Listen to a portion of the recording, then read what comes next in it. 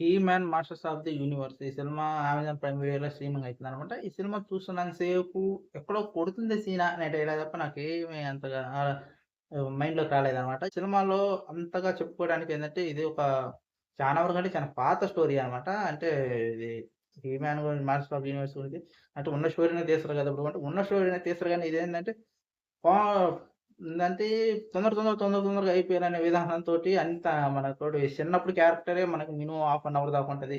మనకి సినిమా గూడా ఎక్కువ లెంత్ ఏమి ఉండదు. 2 ½ అవర్స్ లోపే ఉంటదనమాట. సినిమా గురించి గూడా అంతగా మన స్కల్ అనే విలన్ అనమాట. ఏదైతే ఉందో తన ఎముకల గూడుతోటి పైనేమో పుర్రె ఉంటది. కింద మొత్తం సిక్స్ ప్యాక్ బాడీతో కనిపిస్తుంటాడు.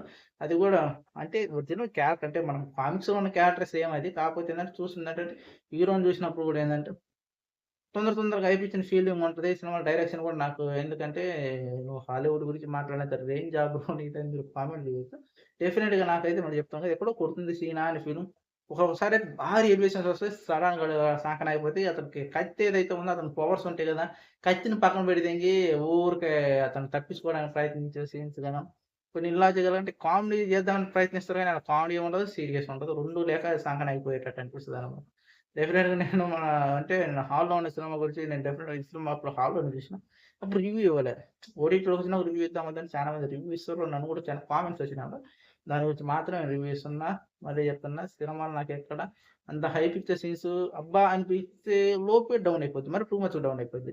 డెఫినెట్‌గా ఈ సినిమా నాకైతే అస్సలు ఎక్కలే. మీకెలా అనిపిస్తుందో కామెంట్ చేయండి. డెఫినెట్‌గా అడిగిన వాళ్ళ కోసం మీకే చెప్తున్నా. అడిగిన వాళ్ళ కోసం వీడియో చేశాను.